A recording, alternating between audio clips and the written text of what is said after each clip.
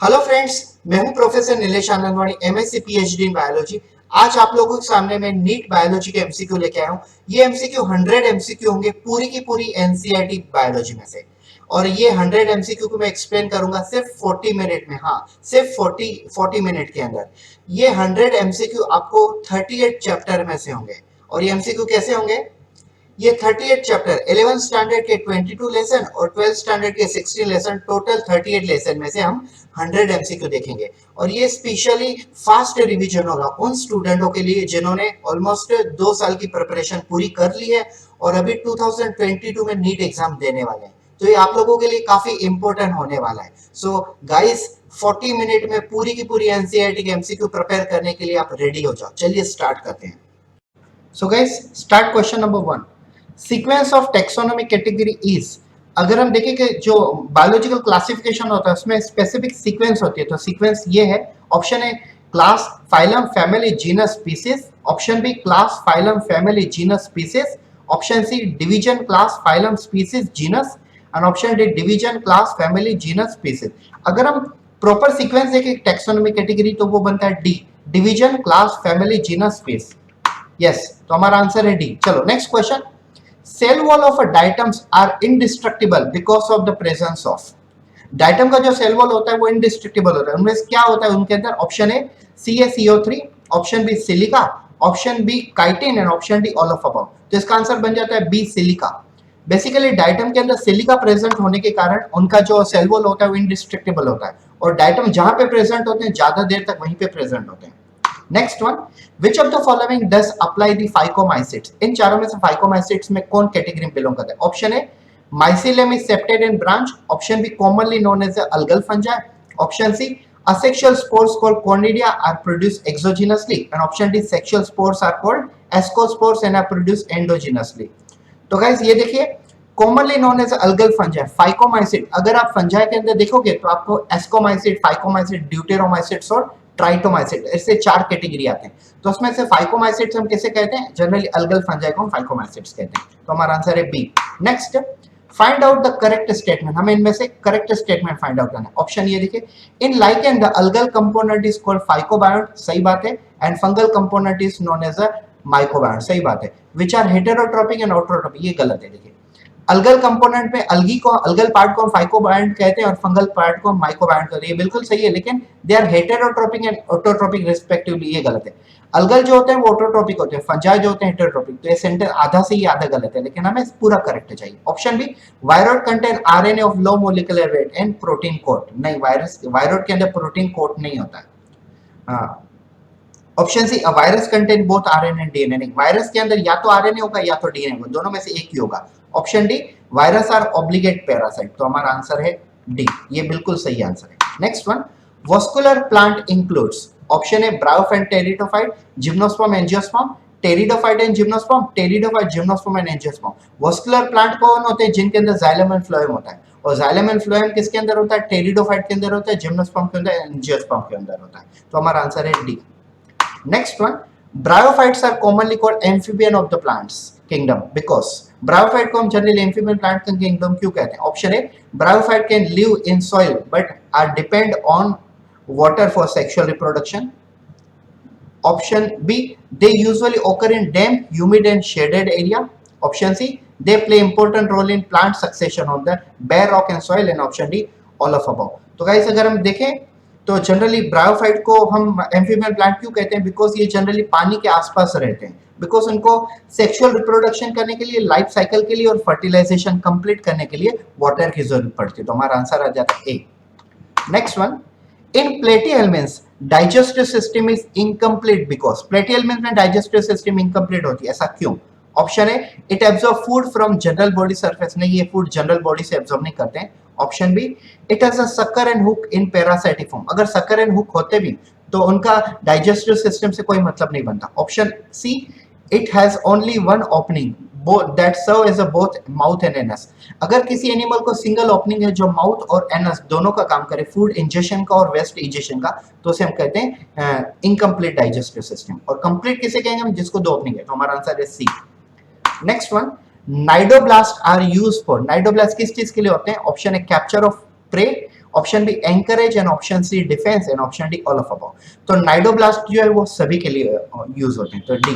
Guys मैं आपको basically एक चीज बता रहा हूँ, मैं इतना स्पीड में क्यों बता रहा हूँ, एक्चुअली ये 100 एमसीक्यू को मैंने एक्सप्लेन करने के लिए 3-3 घंटे का वीडियो भी बनाया हुआ है, जिसमें मैं हर क्वेश्चन को, हर ऑप्शन को डिटेल में एक्सप्लेन कर रहा हूँ। और मेरा पूरी दुनिया का सबसे बड़ा वीडियो भी मेरा अभी यूज आने वाला है, मतलब पूरी दुनिया में किसी ने इतना बड़ा बायोलॉजी में वीडियो नहीं बनाया होगा। ऐसा 250 घंटे का मेरा एक वीडियो आने वाला है, जिसमें मैं 10,000 एमसीक्यू एक्सप्लेन करने वाला हूँ। लेकिन कुछ स्टूडेंट बोलते हैं सर हमारे पास टाइम कम होता है, तो आप जल्दी से जल्दी ज्यादा से ज्यादा क्वेश्चन कवर कराइए और कम से कम समय में, इसके लिए मैं ऐसे बना रहा हूँ। चलो next one, bioluminescence property is well mark in. Bioluminescence property का मतलब होता है अगर कोई लिविंग ऑर्गेनिज्म लुमिनेंस मतलब लाइट प्रोड्यूस करता है तो उसे हम कहते हैं बायोलुमिनेंस। ये कौन प्रॉपर्टी बताता है? Option A coelenterates, option B ctenophores, option C platyhelminthes and option D branchiostomata. So ctenophores जो होते हैं, टिनोफोरा जो वो फाइलम है, थर्ड फाइलम मेजर में, तो वो जनरली दिखाते हैं बायोलुमिनेंस प्रॉपर्टी। चलो next one, supporting roots coming out of a lower node of a sugarcane stem are called option A prop roots, option B stilt root, option C nematophores and option D fusiform roots। तो क्या supporting जो roots जो होते हैं वो generally स्टिल्ट root होते हैं। शुगर केन में आपने देखा होगा, शुगर केन में चारों ओर से बेसिकली रूट्स निकलते हैं और वो स्टेम को, शुगर केन को प्रॉपर्ली होल्ड करने में काम में आते हैं। हमारा आंसर है B. Next one, 4 walls of a flower are arranged on the, flower के जो 4 पार्ट्स हैं, sepal, petal, androecium and gynoecium, ये कहाँ पे अरेंज होते हैं? Option A thalamus, option B petiole, option C corolla and option D stamen. तो ये चारों के चारों पार्ट्स है ना थैलेमस के ऊपर अरेंज होते हैं। हमारा आंसर है A. Next one, non albuminous seed produce in, non albuminous seed produce in, option A maize, option B castor, option C wheat and option D pea. तो गाइस नॉन अल्ब्यूमिनस सीड जो होते हैं मतलब जिनके अंदर embryo ने पूरा का पूरा एंडोस्पर्म या तो अल्ब्यूमिन खा लिया हुआ है, उसे हम कहते हैं नॉन एंडोस्पर्मिक सीड। वो आंसर है डी। तो पी में नॉन अल्ब्यूमिनस सीड होते हैं। चलो next one, tissue are. Tissue क्या है? Group of a cell which are similar in origin and function. Option B group of organ which are similar in origin and function. cells which are similar in function but not in origin. Option D group of a cell which are not similar in origin and function। तो guys इसका जो answer हो जाता है वो A है, group of a cell which are similar in origin and similar in function। ऐसा group of sales जिनका ओरिजिन भी सेम और फंक्शन भी एक ही जैसा होता है उसे हम कहते हैं tissue. Next one, collenchyma differ from parenchyma. Collenchyma parenchyma से कैसे अलग है हमें वो बताना है। ऑप्शन है पोजेसिंग थिक वॉल, ये तो बिल्कुल सही है लेकिन फिर भी हम 4 ऑप्शन पढ़ लेते हैं। Option B containing chloroplast, usually ऐसा नहीं, क्लोरोप्लास्ट दोनों में होता है। Option C lacking protoplasm, protoplasm नहीं होता है इनके अंदर, ये गलत है। बीइंग मेरिस्टेमेटिक, नहीं, पेरेनकाइमा कोलेनकाइमा दोनों मेरिस्टेमेटिक नहीं होते, तो इसका आंसर है A possessing thick cell wall, because collenchyma generally pectin से बने होते हैं और पेरेनकाइमा सेल्यूलर से बने होते हैं। हमारा आंसर है A. Next one, contractile protein are found in. Contractile protein कौन होते हैं? कॉन्ट्रैक्टाइल प्रोटीन होते हैं एक्टिन और मायोसिन। ये कहाँ पाए जाते हैं? Option A bone, option B blood, option C cartilage, option D muscle. तो हमारा आंसर हो जाता है मसल। एक्टिन और मायोसिन प्रोटीन ये मसल में पाए जाते हैं। Option next question, Nissl's granules are present in which part of neuron. Nissl's granule neuron के अंदर वो होते हैं जो जनरली प्रोटीन सिंथेसिस में मदद करते हैं। कहाँ होते हैं? Option A cyton, option B synaptic node, option C axon and option D nerve ending. तो इसका आंसर हो जाता है साइटोन। साइटोन मतलब न्यूरॉन का जो साइटोप्लाज्म होता है उसके अंदर ये नील्स ग्रेन्यूल होते हैं। Next one, earthworms are commonly found in. Earthworm कहाँ पाए जाते हैं? Option A deep water, option B saline water, option C upper layer of a soil and option D air. अगर हम देखें तो generally earthworm upper layer of a soil, soil के ऊपर की सतह पे, ऊपर की लेयर पे ज्यादातर पाए जाते हैं, बिकॉज ये फूड को डिकम्पोज करने में और अल्टीमेटली बायो फर्टिलाइजर मैन्योर बनाने में काम में आते हैं।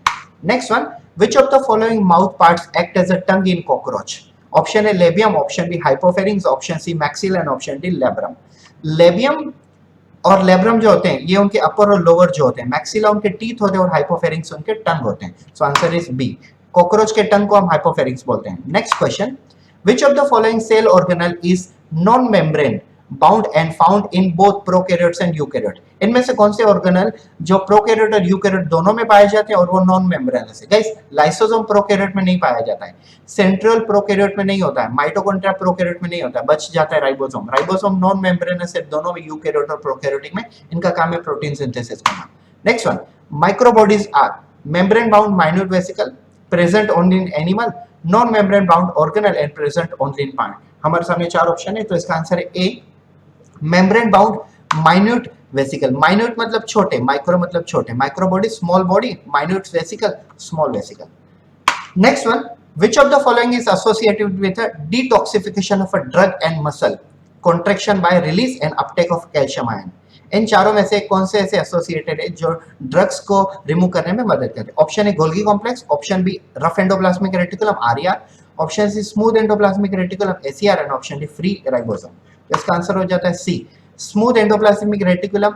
ड्रग्स को और टॉक्सिन को बेसिकली लिवर में से रिमूव करने में काम में आते हैं। ये स्मूथ एंडोप्लाज्मिक रेटिकुलम है जिनके अंदर राइबोसोम नहीं होता। Next one, glucose is, option A cane sugar, option B malt sugar, option C grape sugar, option D trial sugar. तो जनरली ग्लूकोज क्या है? ग्लूकोज ग्रैप शुगर है, ज्यादातर अंगूर में, ग्रैप्स में हमें ग्लूकोज पाई जाती है। Next one, iodine test detect the presence of, option A starch, option B cellulose, option C both A and B, option D chitin. Generally iodine test starch की आइडेंटिफिकेशन के लिए करते हैं। अगर स्टार्च प्रोड्यूस हुआ है तो हम आयोडीन से चेक कर सकते हैं। ये फोटोसिंथेसिस को चेक करने में काम में आती है। Next one, order of occurrence of element in human bodies. General human being के अंदर एलिमेंट कैसे फॉर्म में पाए जाते हैं?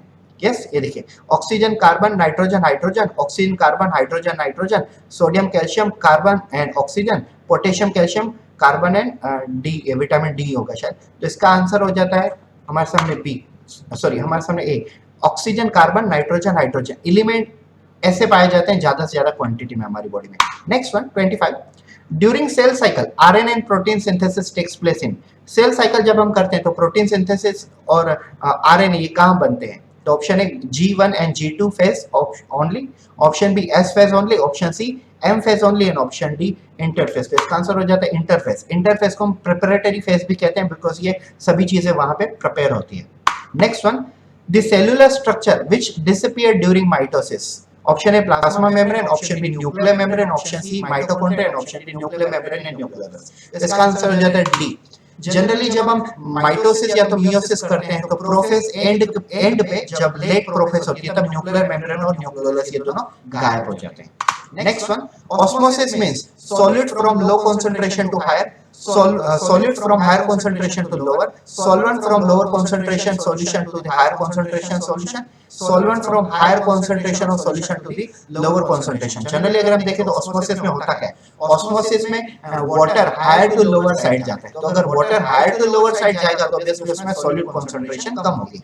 पानी जहां ज्यादा होगा वहां पे सॉल्यूट कम होगा और पानी जहां कम होगा वहां पे सॉल्यूट ज्यादा होगा। तो इसका आंसर हो जाता है solvent from lower concentration to the solution of higher concentration of solution। Answer हो जाता है C. Next one, the path of a water from soil up to the secondary xylem। Soil से सेकेंडरी जाइलम तक water की movement कैसी होती है? Option है सॉइल। देखो सबसे पहले तो सिंपली आप लॉजिक लगा लीजिए, पानी कभी भी कहां से आएगा? सॉइल में से आएगा। मैं हमेशा आपको बोलता हूं कि चारों के चारों ऑप्शन पढ़ा करो, लेकिन यहाँ पे पहले में दिया हुआ है सॉइल। तो सॉइल में से पानी आएगा रूट हेयर में, रूट हेयर में से कॉर्टेक्स में, एंडोडर्मिक, पेरिसाइकिल, प्रोटोजाइलम एंड मेटाजाइलम। हमारा आंसर बिल्कुल ए हो जाता है बिकॉज कहीं पे भी और सॉइल दिया ही नहीं हुआ है। सॉइल मतलब स्टार्टिंग में नहीं दिया हुआ है। पेरिसाइकिल से सॉइल में कैसे जाएगा? कॉर्टेक्स से सॉइल काफी अंदर कैसे आएगा? तो सबसे पहले तो सॉइल होना चाहिए। Next one, hydroponics is technique in which plant are grown. Hydroponics जिसे हम कहते हैं सॉइल लेस एग्रीकल्चर, या तो ऐसे हम कहते हैं जनरली टिश्यू कल्चर। तो ये किसके अंदर किया जाता है? ग्रीन हाउस में, वाटर सैचुरेटेड सैंड में, बैलेंस न्यूट्रिएंट सॉल्यूशन में, प्यूरिफाइड डिस्टिल्ड वाटर। तो इसका आंसर हो जाता है सी, बैलेंस न्यूट्रिएंट सॉल्यूशन। जनरली एक जेली लाइक मीडियम प्रिपेयर किया जाता है जिसके अंदर प्लांट को हम ग्रो करते हैं। प्लांट के सिंगल सेल में से पूरा प्लांट को ग्रो करते हैं।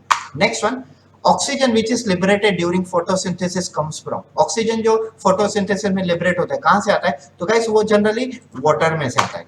जनरली प्लांट में वाटर और कार्बन डाइऑक्साइड दोनों को मिला के रॉ मटेरियल बनता है और फिर फोटोसिंथेसिस होता है। तो फोटोसिंथेसिस में आखिरी में ग्लूकोज प्रोडक्शन के बाद बाय प्रोडक्ट जो होता है वो ऑक्सीजन होता है। तो ऑक्सीजन कहां से आता है? वाटर से आता है। Next one, chlorophyll content iron, magnesium, potassium and manganese. तो जनरली क्लोरोफिल मॉलिक्यूल मैग्नीशियम से बना होता है। क्लोरोफिल मॉलिक्यूल मैग्नीशियम से बना होता है। Next one, in plants Hill reaction occur. Plant में हिल रिएक्शन कब होता है? All the time, option B only when the plants are grown in cold climate, option C only in the daytime, option D when the plant carries out uphill task of salt absorption and food translocation। तो plant में generally हिल reaction कब पाई जाती है? तो plant में Hill reaction पाई जाती है only at the day time, because day time में क्या होता है, फोटोफॉस्फोरिलेशन। फोटोफॉस्फोरिलेशन में जब हम नॉन साइक्लिक फोटोफॉस्फोरिलेशन करते हैं तब हिल रिएक्शन पाई जाती है। हिल रिएक्शन, इसको हम फोटोलाइसिस ऑफ वाटर और हाइड्रोलिसिस ऑफ वाटर भी कहते हैं।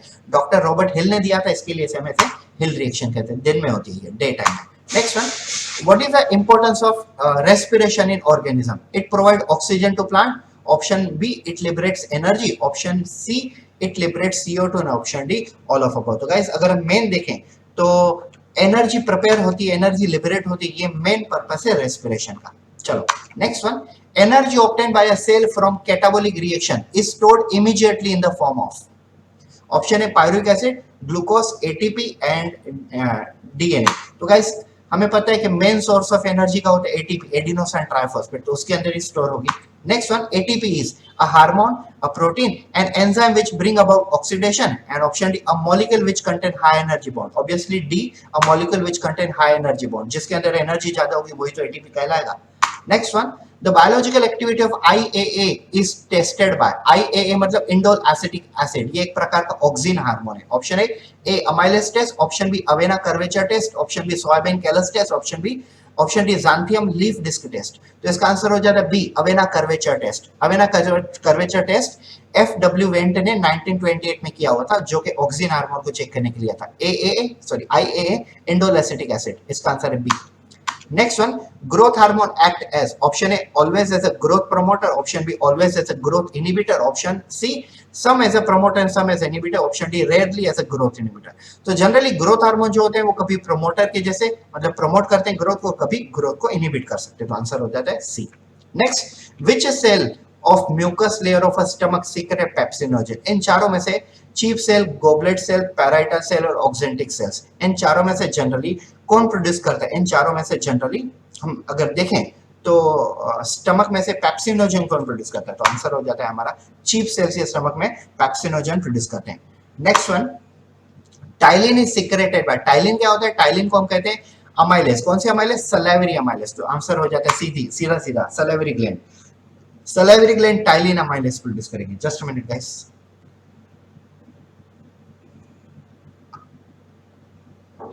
चलो next one, peristaltic movement found in the different parts of alimentary canal, in which of this there is a least peristaltic? peristaltic मतलब फूड इसोफेगस से large intestine तक ऐसे zigzag घूमता है, तो उसे हम कहते हैं पेरिस्टाल्सिस। हमें पूछा गया इन चारों में से कौन से एरिया में सबसे कम होगी पेरिस्टाल्सिस? इसका आंसर हो जाता है सी रेक्टम। ऐसा क्यों?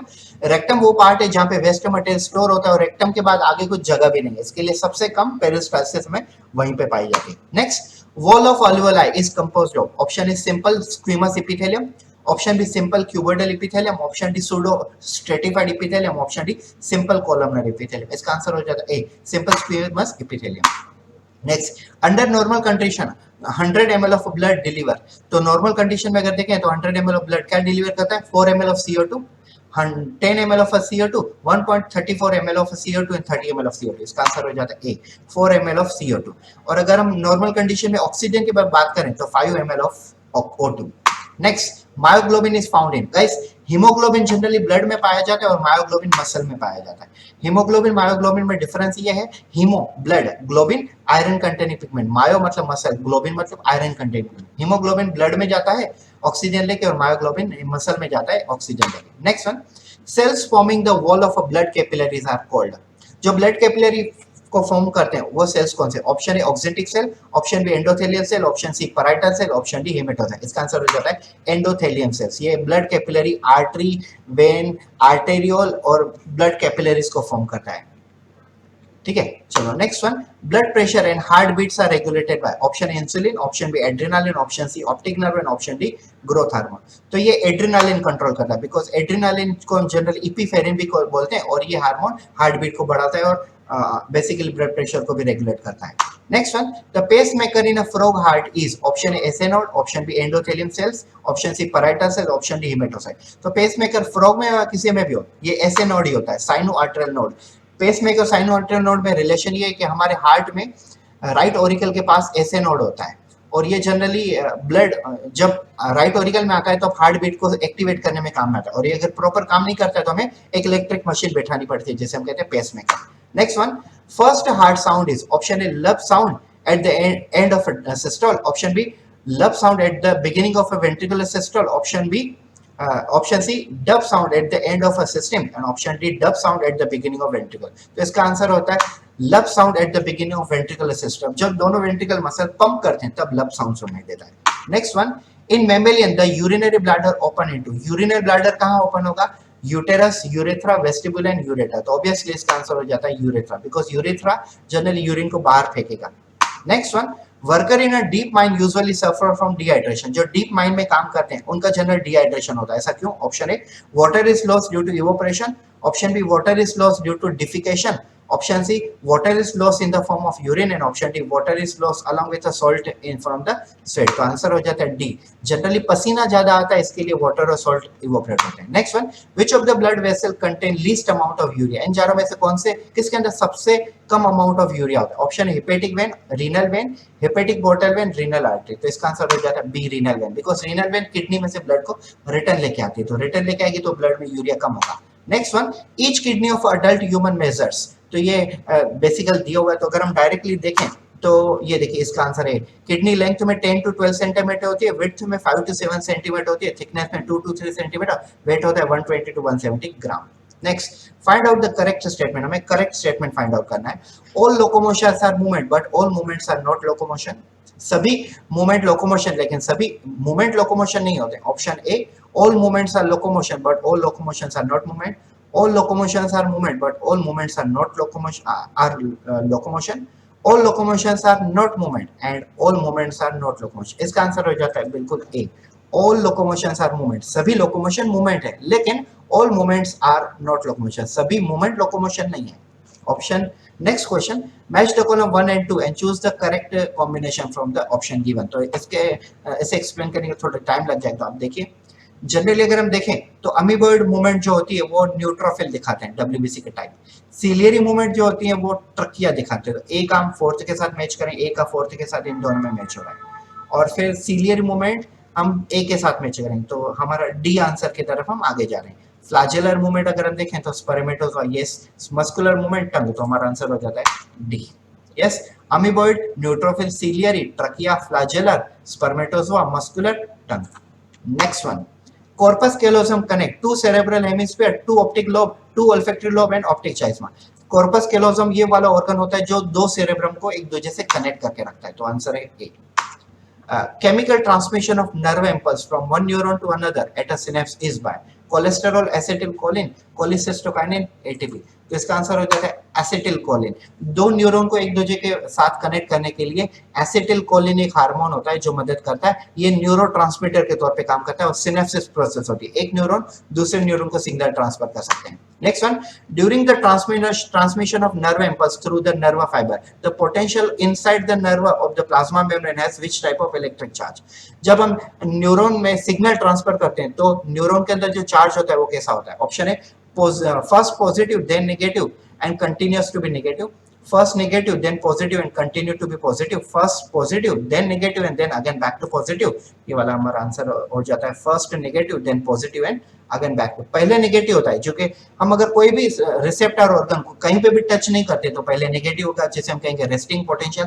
फिर हम टच करेंगे तो पॉजिटिव हो जाएगा बिकॉज ये एक्शन पोटेंशियल में कन्वर्ट होगा, और फिर से वर्क करने के बाद वो नेगेटिव हो जाएगा बिकॉज वो रेस्टिंग पोटेंशियल में चला जाएगा. आंसर है D. Next, outer most covering of a brain. Brain के ऊपर कवरिंग को हम कहते हैं ड्यूरा मैटर. अंदर के कवरिंग को, इनर कवरिंग को पाया मैटर और बीच वाले को एरेक्नोइड मैटर. कोरोइड नहीं होता है कुछ. Next, secondary messenger is cyclic AMP, ATP, ADP, DNA. Cyclic adenosine monophosphate. Cyclic adenosine monophosphate ये सेकेंडरी मैसेंजर होते हैं जो हार्मोन को टारगेट ऑर्गन तक लेके जाते हैं. Next one, which of the following option given identification of structure level A B C D and their corresponding. तो डायरेक्टली हम देखते हैं. देखो ये जो है डी में, देखिए डी जो दिया हुआ है डी, ये है पोस्टीरियर पिट्यूटरी जो कि ऑक्सीटोसिन और वासोप्रेसिन हार्मोन रिलीज करते हैं.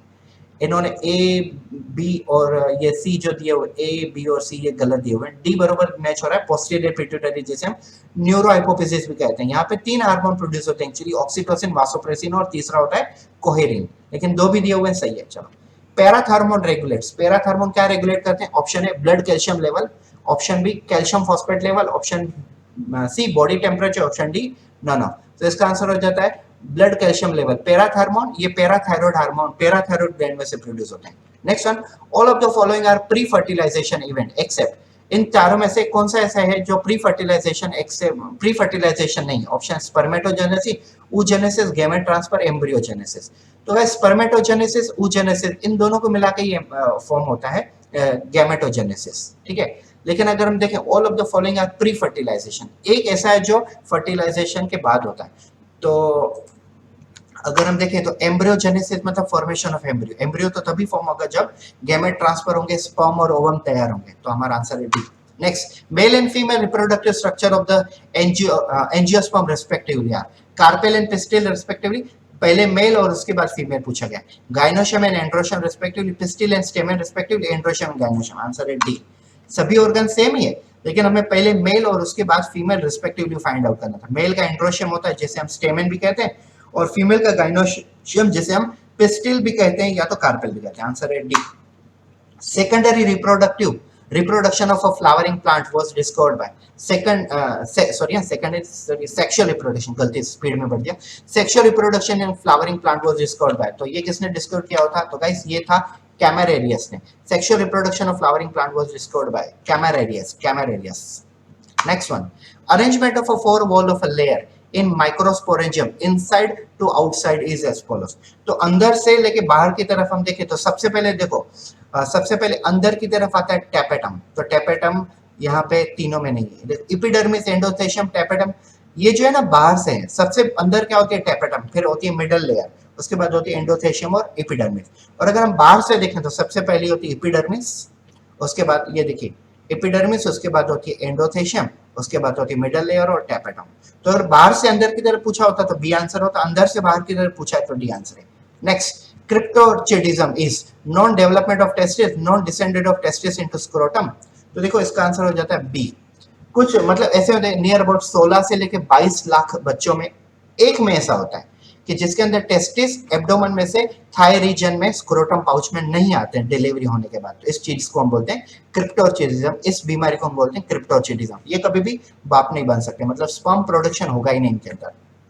Next, common duct formed by union of a vas deferens and duct of seminal. Seminal vesicle और वास डिफरेंस जब दोनों डक्ट जुड़ जाती है तब बनता है इजैकुलेटरी डक्ट, और इजैकुलेटरी डक्ट डायरेक्टली जाती है यूरिथ्रा में और पेनिस के थ्रू जनरली स्पर्म और सीमेन फीमेल के बॉडी में जाता है।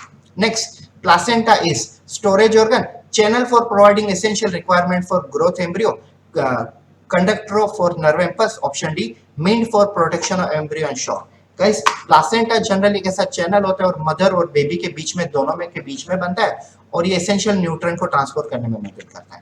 Next, primary sex organ differ from secondary sex organ in all of the following, they produce gamete, they secrete sex hormone, testes in male and ovary in female are the example of primary sex organ, they are concerned with the conduction। तो guys इसका answer अगर देखें तो ये देखिए they are concerned with the conduction of gametes। तो देखिए primary sex organ differ from secondary sex organ in all of the following except, ये सभी के सभी प्राइमरी सेक्स ऑर्गन के फीचर है लेकिन ये नहीं है। चलो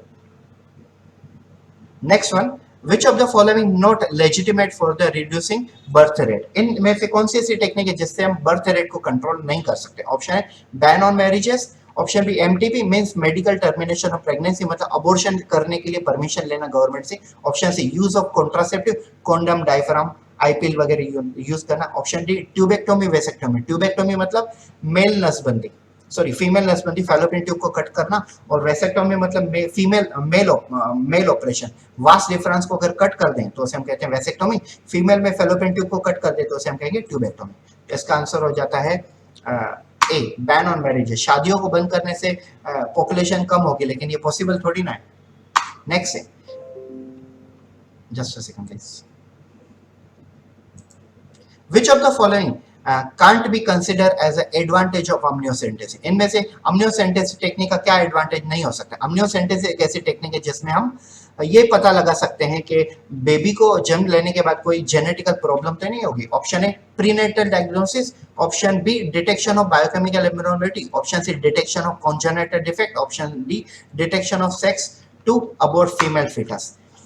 amniocentesis का पर्पस ये है कि ये पता चला है कि बेबी को आने वाले लाइफ में जन्म लेने के बाद कोई जेनेटिकल प्रॉब्लम तो नहीं होगी, लेकिन ये पता लगाना गलत है कि हम उसे ये पता लगाएं कि ये मेल चाइल्ड है या फीमेल चाइल्ड है। अगर हम ये पता लगाएं कि मेल चाइल्ड है फीमेल चाइल्ड है तो सेक्स रेशियो गड़बड़ा जाएगा। और आज देखो 100 बॉयज के सामने नियर अबाउट 70 या 80 गर्ल्स ही हैं, तो बाकियों की शादियां नहीं होती जस्ट बिकॉज ये अगर चीज हो जाती है तो। Next one, F1 progeny of Mendelian diabrid cross produces। F1 progeny क्या प्रोड्यूस करेगी? 2 type of pollen grain, option B 4 type of gametes and option C 2 type of egg and option D 4 type of pollen only। Guys अगर हम ये देखें F1 progeny 4 type of gamete produce करेगी। For example red flower cross with a white flower, it will produce 4 flower, red, white and 2 pink.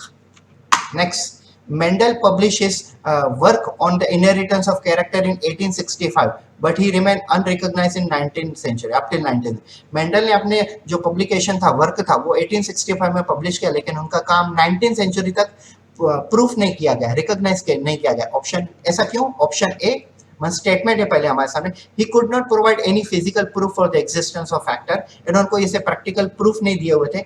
Option B, his concept of factor stable discrete unit of control expression and trade did not accept from the contemporaries, इनके जो concept थे वो basically match नहीं हो रहे थे। Option C, Mendel approach using mathematics explain biological phenomena was totally old, Mendel biology की जगह पर मैथमेटिकली एक्सप्रेशन ज्यादा डाल रहे थे और वो मैच नहीं हो रहे थे, वो एक्सेप्ट नहीं हो रहे थे। Option D, communication was not easy as it is now, आजकल सोशल मीडिया है, तब वो नहीं था। आज अगर हम कोई एक्सपेरिमेंट करते हैं और उसे अगर फेसबुक इंस्टाग्राम व्हाट्सएप पे अगर शेयर करते हैं तो जनरली वो जल्दी शेयर हो जाता है, यूट्यूब पे शेयर करना जल्दी होता है, उस समय ऐसे सोशल मीडिया नहीं थे। तो इसका आंसर क्या हो जाता है गाइस? तो इसके आंसर अगर हम देखें तो ए बी डी ये सब हो जाते हैं, सिर्फ सी नहीं, क्योंकि मेंडल मैथमेटिशियन थे, ये भी उनका एक अच्छी बात थी। क्यों? क्योंकि मेंडल ने ज्यादा एक्सपेरिमेंट किए थे ना, वो प्रोबेबिलिटी से एक्सपेरिमेंट किए होते हैं, तो प्रोबेबिलिटी मैथमेटिक्स में स्टैटिस्टिक्स में पढ़ते हैं, तो ए बी डी ये सही है। Next, which of the following disorder is seen in human female only?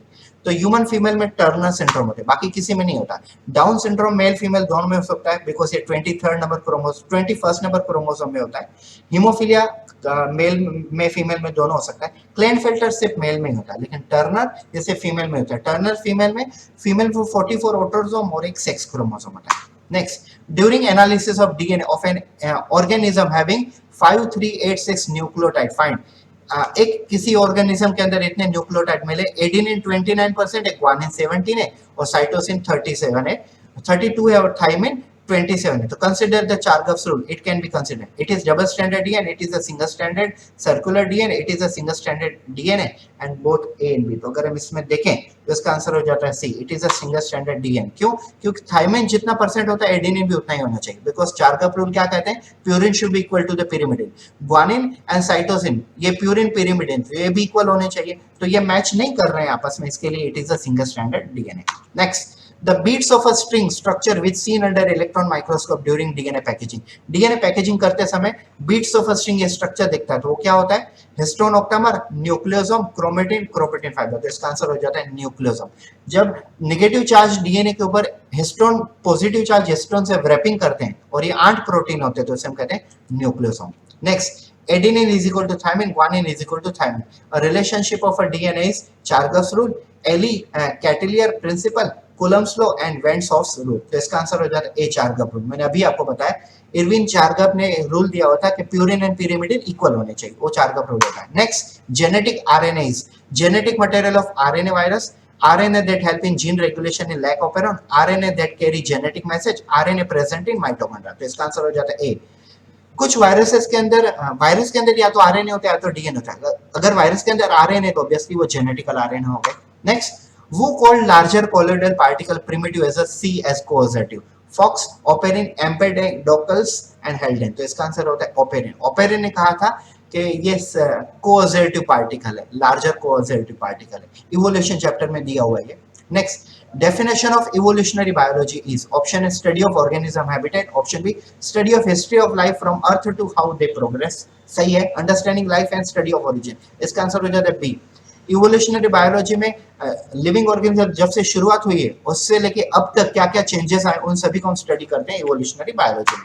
Next, fluid filled alveoli are features of, option A amoebiasis, option B pneumonia, ascariasis, and typhoid. ये features हैं pneumonia के अंदर, अल्वेोला के अंदर fluid जमा हो जाना, ये निमोनिया के फीचर्स हैं। Next, antigen is vaccine, antibody producing stimulating agent, substance which stimulate the production of venom and part of body defence system.